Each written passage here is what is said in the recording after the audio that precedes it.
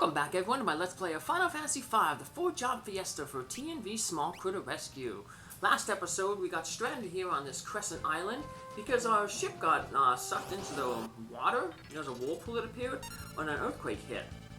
We did hear that there's potentially a black chocobo living in this forest to the south, so we're going to go check it out, see if that black chocobo is around. That might be our ticket off this island. But before we leave this island, we're going to get some new enemies to encounter here. So, first one here is the Crescent. We'll meet the Black Flame a little bit later then. Crescent, if you have a Berserker, their drop, that Death Sickle, is really, really good. It's a really strong item, and it has the chance to potentially cause instant death on a character. So, it's actually really good against the future boss much later in the game, about 2/3 of the way through the game. So, yeah, it's a really good drop. You wanna, if you have a Berserker, you wanna farm that. So, yeah, Berserker's the only one that can really use that. So these Black Flames are really annoying. They pretty much absorb like all elements. So basically, the terrain isn't going to be very useful against them. The Gust spell and the Earthquake spell, both that occur on the plains, they heal it. So we just want to attack regularly. They have pretty good evasion, so hitting them with physical attacks, sometimes pretty tough, but we managed to do it. So, and here we are in the Black Chocobo Forest, although it looks more purple to me. And TNV, he says he's going to catch it. I guess it makes sense that he'll catch it, because, I mean, he has Boko. Boko's a chocobo too, but you know, Boko's a yellow chocobo, and there you can only walk on the ground and walk over shallow water. But apparently these black chocobos can fly. But this one's having trouble taking off. And we're going to learn why in just a second here. Donk. So while everyone checks on TNV, Faris goes over and checks on the chocobo. And she discovers that he has two things in his belly. So she gives him like the Heimlich maneuver. And he throws up 2 pieces of crystal. And like Faris says, these must be the ones that were thrown in the explosion from Karnak. These are the 2 fire crystal jobs, the Bard, and the Hunter. We saw that equipment available in the Crescent village there. The harp for the Bard and the bows for the Hunter. But we don't need to buy any of that equipment because we can't use those jobs. But now we have all the fire crystal jobs. And we got a chocobo that can fly. They actually fly higher than the Hiryu, because it can actually go over mountains. The only mountains it can't go over are the mountains that are snow-capped. So some of the mountains have like a white top on them.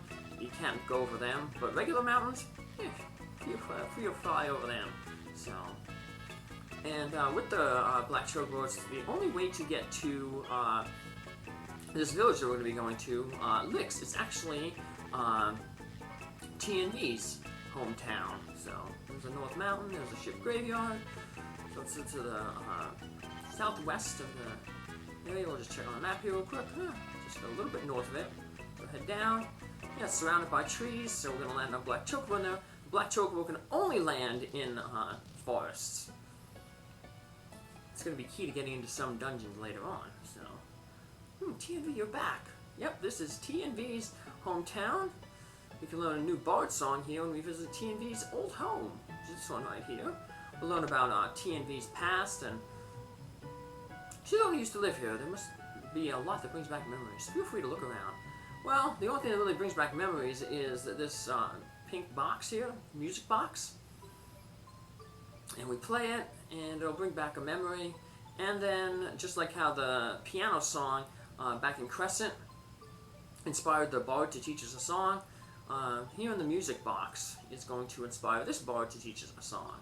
Not that we can't use it, not that we can use it though, because once again we don't have a Bard as one of our jobs. So, is he asleep? Dear, are you going on a journey again? This reminds me of Final Fantasy Legend 2, where you know, you had the father, the mother, and the child. It wasn't necessarily a boy in that game. You can make it anything you want, even a robot or a monster. But yeah, the father sneaks out to save the world, leaving the mother and the child at home. So, very similar. But apparently, Stella has some health issues. She has, like, spasms. She just wants Dorgan to stay at home. But he's like, I gotta go out and save the world. So, you gonna protect some of the bad guys again?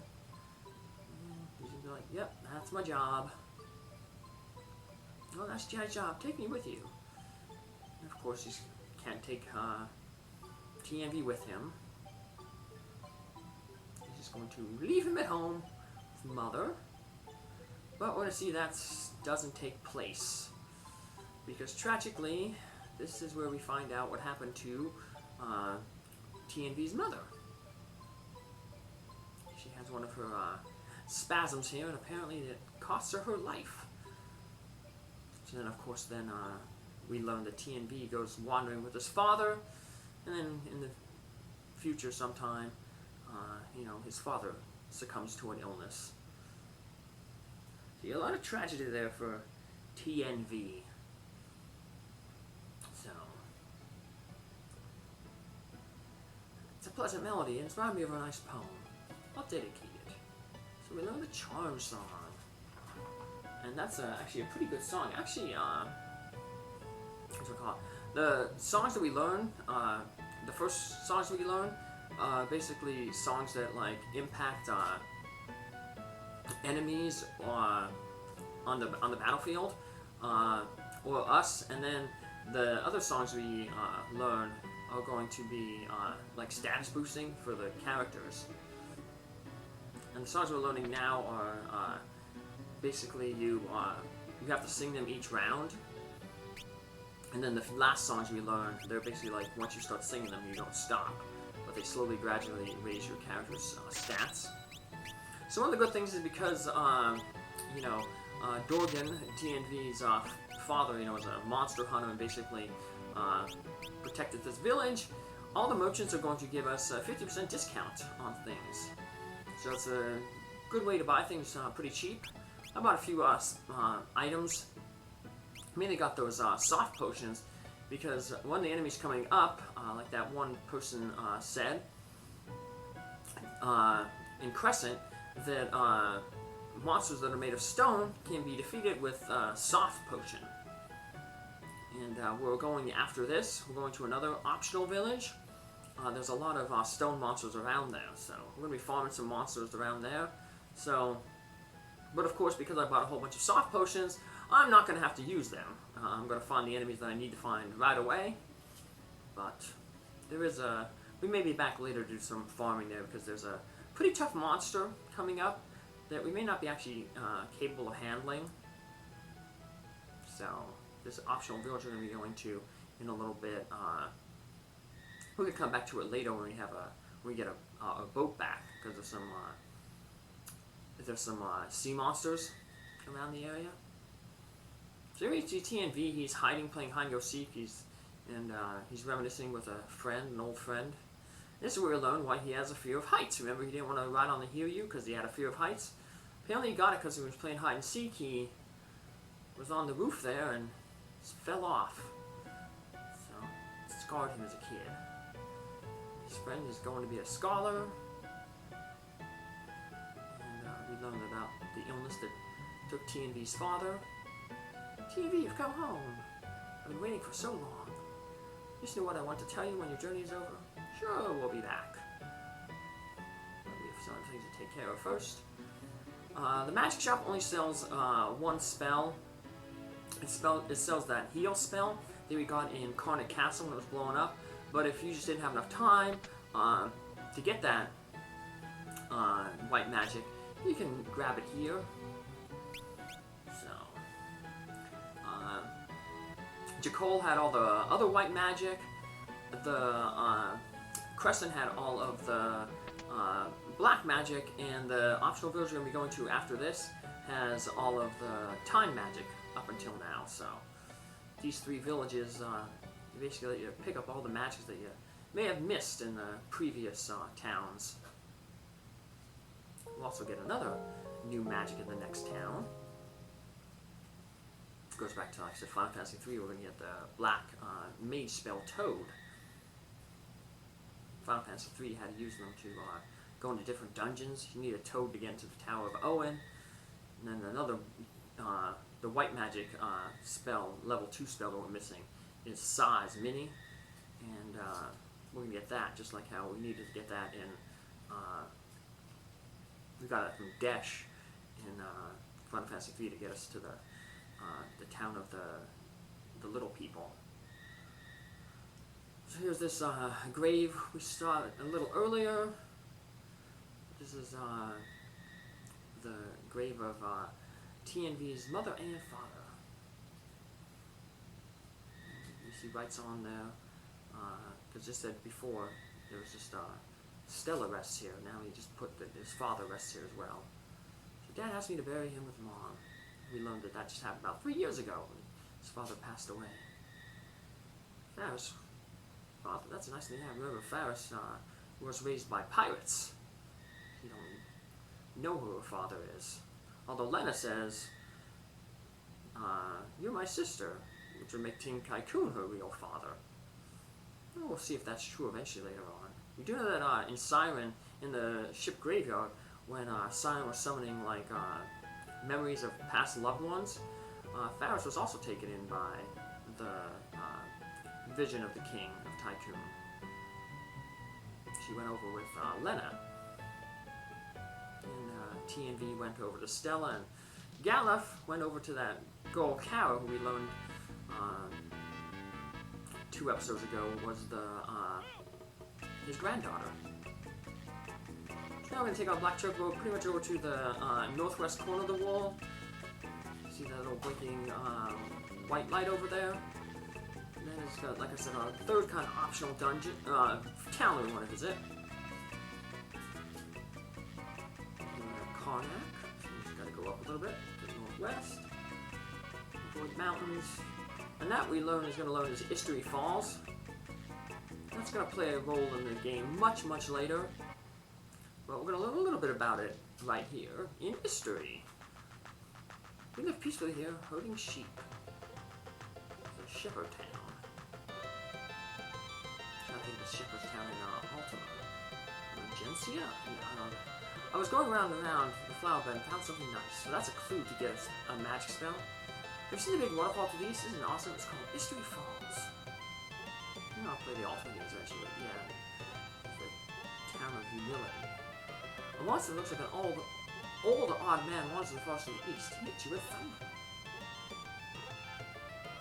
That is one of the encounters we're gonna... A lot of farm here coming up. Like I said, here's the magic shop. It has all the time magic. We already have all them.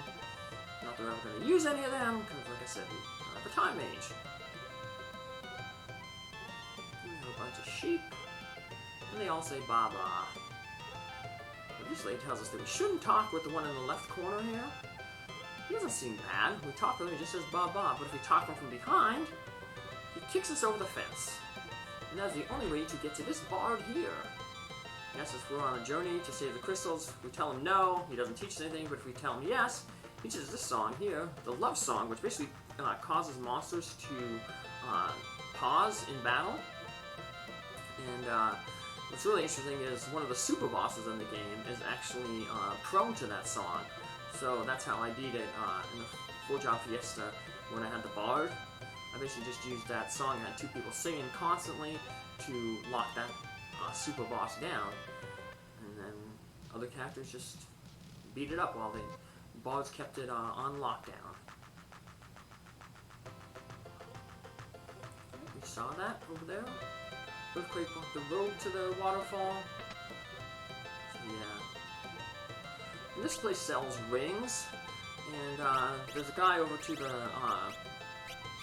left who's going to explain the rings. Yeah, I had to restart. That's why this episode is a day late. The last episode didn't... when I recorded the first time, it didn't take. So I had to re-record. So, basically I did just the same things I did. I basically... everything's the same. The only thing that was different was I ended up buying a second Mage Masher at Jacole. So I have 2 Mage Mashers to just use, because that boss that we got coming up, that guy, that old man in the forest, the mini-boss, well, they said he strikes people with lightning. We're going to learn that when I show our stats, that he actually absorbs lightning. So if we attack him with those coral swords that we have, which are lightning elemental, they'll actually heal him. So we don't want that to happen, so that's why we're just going to switch out, put like the mute knife and the guardian knife on our magic knights there. Then we got the toad, so now we fill out our black magic up to the 3rd level. We step out here. And now we're just going to wander in the plains here to encounter some enemies. I'll make a save though, because I was going to go, you have to farm that, the old man who shoots you with lightning in the forest to the east, across that bridge. And there's some pretty tough mini dragons there. We'll farm them later on. And they can be pretty tough. So, I just want to save the game just in case. They come in groups of 5. So here we have those stone golems. This is why I bought all those soft potions. Because if you attack them with the soft potion, just use the soft potion on them, and they will use this ability on themselves that will basically one-hit KO them. So they cast the darkness spell on themselves, and they're gone. Stats for the black flame here. As you can see, they absorb poison, holy, earth, and wind. Earth and wind are the 2 things that pop up with the terrain, so that's why I'm not having Lenna use the terrain. We'll just basically heal that black flame. Black flame just use the spell Dark Shock. That's a blue magic spell. It basically halves an enemy's level, and it's really good. Like you can use that to sometimes it rounds down. So like say an enemy is level 31. Dark Shock it turns to level 15, and then you can use a level 5 death spell on it. So it's a way that those low-level games manage to achieve some bosses, to manipulate the levels with different spells that change levels up, and then use the level 5 death spell. So, Ramu here, basically, he just casts Thunder on you. Sometimes he casts an electric shock that hits everybody. But Thunderbolt 2 is the main thing you gotta really worry about. So, unfortunately, he mine just a knockout TND, but everybody has white magic, so we can pull him back up. So, surprisingly, Lenna is doing the most damage out of everybody. She keeps getting the branch arrow, which is really, really good. Especially single target heavy hit. So I had Faris use the mute sword, and Galuf is using the poison sword, just in the hopes that maybe one of them might have procced, but none of them did. So as you see, I fast forward that battle there a little bit, made it a few times as fast just to get through it. Because otherwise, it's a pretty long battle. Well, it's not that hard, but once we deplete all of Ramu's hit points, Afreet, who we got in the ancient library, basically comes out and says like, hey, you should come with us and help us out. So Ramu becomes our 3rd level 2 summon. We have to select it in the inventory, double it, let's take back our cool swords. Check out our magic for the Esper magic now, we'll notice there we got Ramu there. So our level 2 summon spells are filled up. And we're full of fighting enemies for now, so like I said, the only one you have to encounter back there is the mini dragons, but they're, like I said, they're pretty tough. So we'll come back there later when we have a boat, because you're going to get some random encounters around the area in the sea. There's some new monsters in that area. So in the meantime, we're going to fly back here to the ancient library, because remember, what Sid and Myth said, they said if you find anything, just come back and let us know. So we should let them know about the ship being swallowed. So we'll do that in our next episode. Take care, have a good day. Bye!